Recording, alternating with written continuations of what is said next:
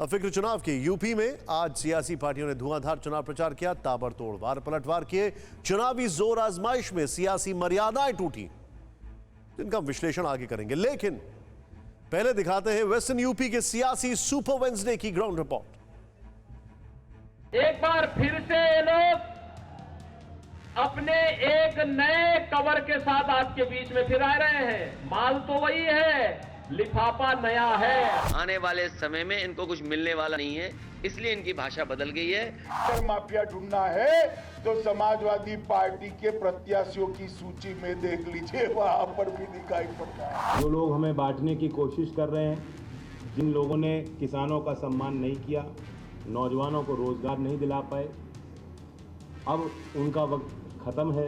इन सभी विरोधी पार्टियों की रही सरकारों में शुरू से ही यहाँ यूपी की जनता काफी ज्यादा दुखी व परेशान रही है। बुधवार को वेस्ट यूपी के चुनावी दंगल में खूब शब्दबाण चले, भीषण घमासान मचा, वार पलटवार का सुपरहिट मुकाबला हुआ। भारतीय जनता पार्टी की सरकार ये कार्य कर रही है, जिसकी तस्दीक तस्वीरें भी कर रही हैं। पश्चिमी उत्तर प्रदेश में आज करीब करीब सभी सियासी पार्टियों के सूरमा कमर कसकर मैदान में कूदे, जिसके कारण अलीगढ़ से आगरा और मथुरा से शामली तक सियासी तापमान चढ़ता रहा।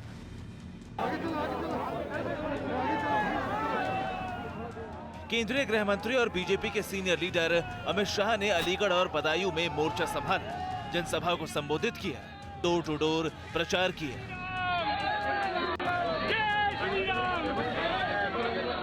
लोग जो है पिछले 5 साल के कार्यकालों से जो है कहीं ना कहीं संतुष्ट भी नजर आ रहे हैं। कुल मिला के बात ये है कि बीजेपी की कोशिश है कि जिस तरह से 2017 में यहाँ पर 6 में से 5 सीटों पर उन्होंने जो है काबिज हुए, इस बार भी वो रिकॉर्ड दोहराएं या फिर सभी सीटों पे जो काबिज करने के लिए बात कह रहे हैं कि सभी सीटें जीतेंगे। तो इस सबको लेकर लगातार जो है कह सकते हैं कि चीज़ें और कोशिशें जारी हैं और इसी क्रम में आज अमित शाह बदायूं पहुँचे थे। इस दौरान अमित शाह ने बीजेपी के लिए जन समर्थन मांगा और समाजवादी पार्टी और बहुजन समाज पार्टी पर जमकर हमला बोला। आज पूरे उत्तर प्रदेश में माफिया ढूंढते हैं तो 3 ही जगह पे दिखाई पड़ता है। एक तो जेल में दिखाई पड़ता है, दूसरा उत्तर प्रदेश के बाहर दिखाई पड़ता है, और तीसरा अगर माफिया ढूंढना है तो समाजवादी पार्टी के प्रत्याशियों की सूची में देख लीजिए, वहां पर भी दिखाई पड़ता है।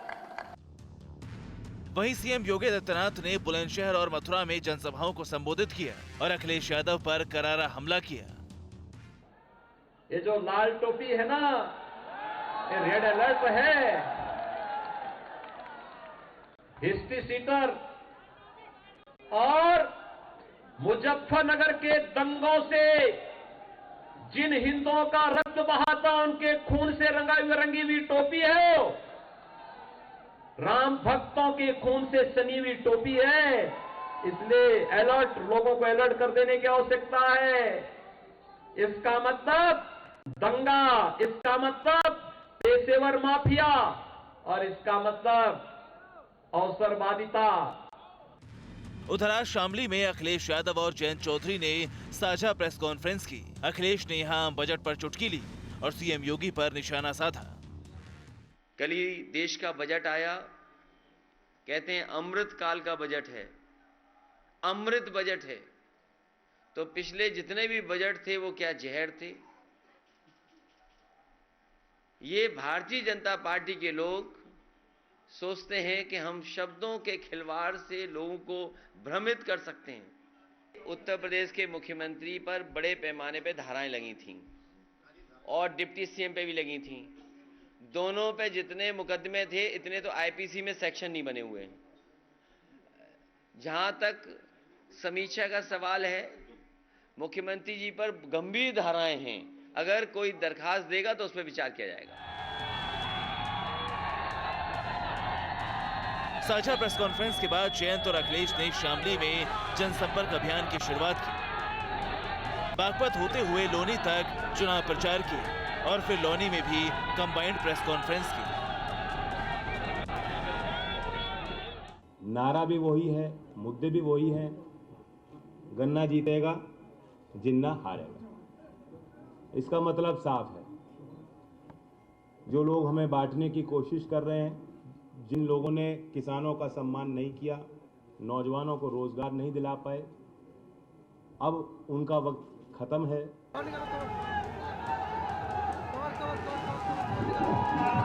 वहीं इस चुनाव में आज पहली बार बीएसपी सुप्रीमो मायावती जनता के बीच दिखी।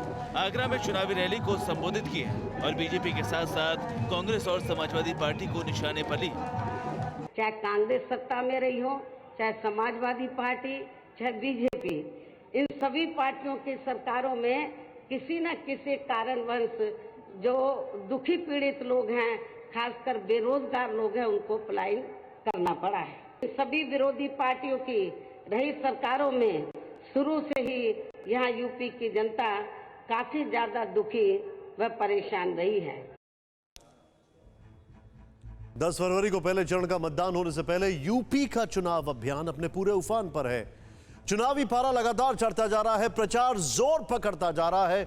हर पार्टी ने एड़ी चोटी का जोर लगा रखा है, एक दूसरे पर लगातार शब्दों के बाण बरसाए जा रहे हैं। जनता के सामने खुद को 30 मार्का साबित करने की दौड़ में कोई भी पीछे छूटना नहीं चाहता, लेकिन जो शब्द बाण चलाए जा रहे हैं वो भाषा की मर्यादा को तोड़ रहे हैं। और अफसोस की बात यह है कि इसका दोषी किसी एक पार्टी का नेता नहीं, बल्कि हर पार्टी के नेता में इसका तमगा हासिल करने के लिए मानो होड़ सी मची है। खुद ये रिपोर्ट देखें आप। 5 साल के अंदर पूरी हिंदू गर्दी मचाई उन्होंने, हर थाने में हिंदू गर्दी मचाई है। एक गर्मी जो अभी किराना में और मुजफ्फरनगर में कुछ जगह दिखाई दे रही है ना, ये सब शांत हो जाएगी इसके बाद। ये भारतीय जनता पार्टी की जो चर्बी चढ़ रही है, सारे नेताओं की चर्बी उतार दो आप। नेताओं की जुबानी जंग ने यूपी के चुनावी समर में सर्दी में भी गर्मी बढ़ा रखी है। नेताओं के बिगड़े बोल की गूंज सबसे ज्यादा यूपी के जाटलैंड में सुनाई दे रही है, जहां से 10 फरवरी से यूपी चुनाव में मतदान का आगाज होना है। ऐसे में कोई भी किसी से पीछे नहीं रहना चाहता। ईवीएम की मशीन को ऐसा भर के दो, नलके के बटन, हैंडपंप के बटन को ऐसा दबाओ कि भारतीय जनता पार्टी की जो चर्बी चढ़ रही है, सारे नेताओं की चर्बी उतार दो आप।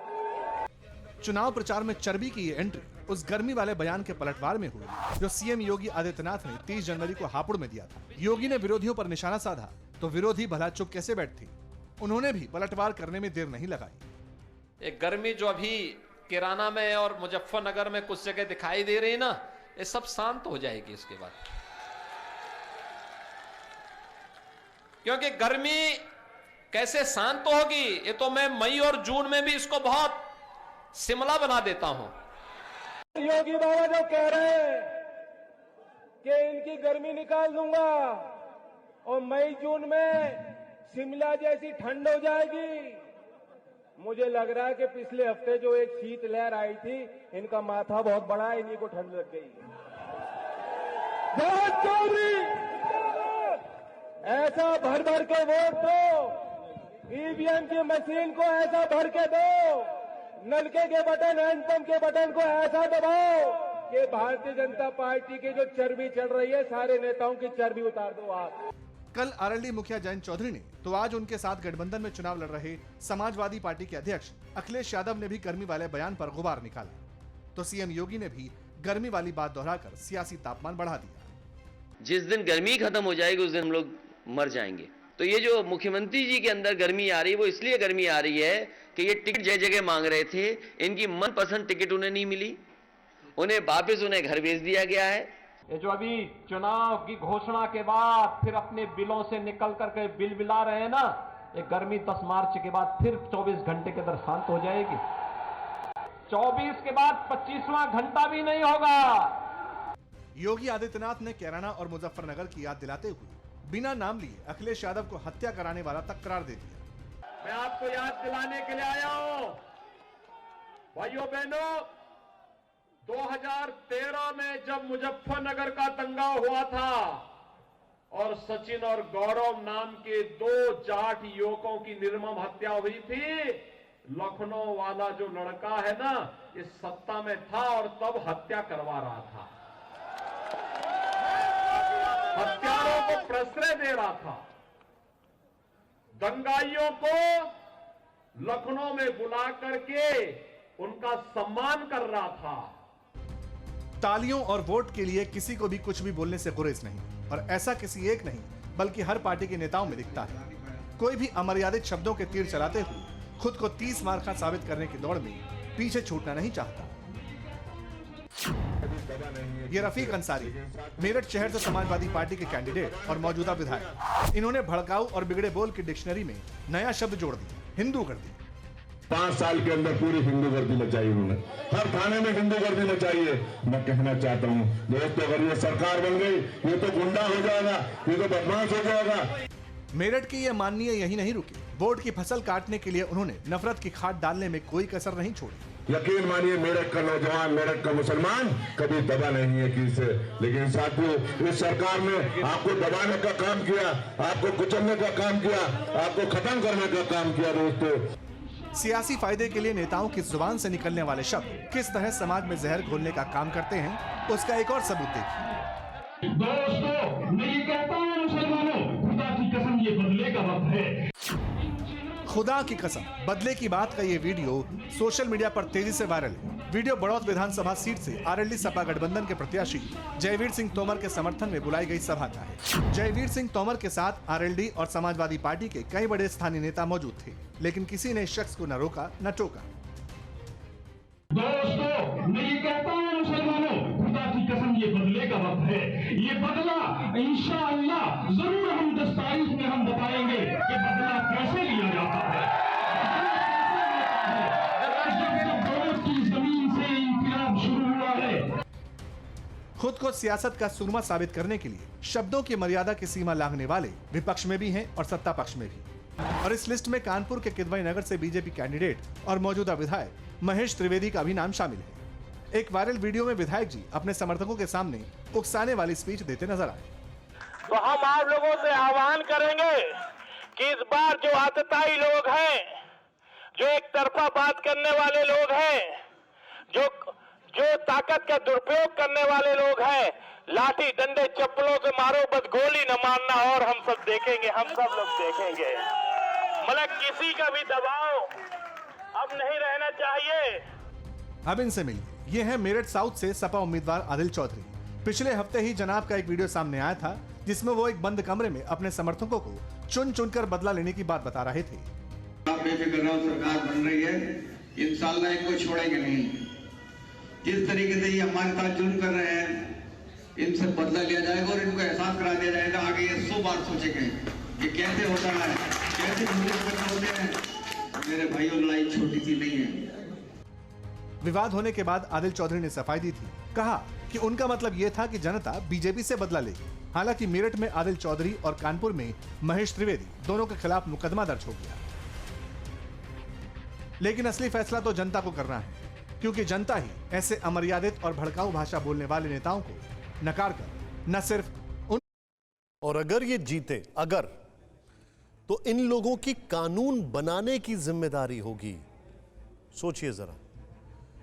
कोरोना धर्म नहीं देखता, जात नहीं देखता, अमीर गरीब ऊंच नीच नहीं देखता। कोरोना सिर्फ मौका देखता है, लेकिन आप उसे मौका मत दीजिए। बस इतना कीजिए, जब कभी दफ्तर से बाजार से घर लौटिए तो इतना ख्याल जरूर रखिए कहीं आपके साथ कोरोना आपके घर तो नहीं जा रहा। भूलिए मत, कोरोना अभी जिंदा है।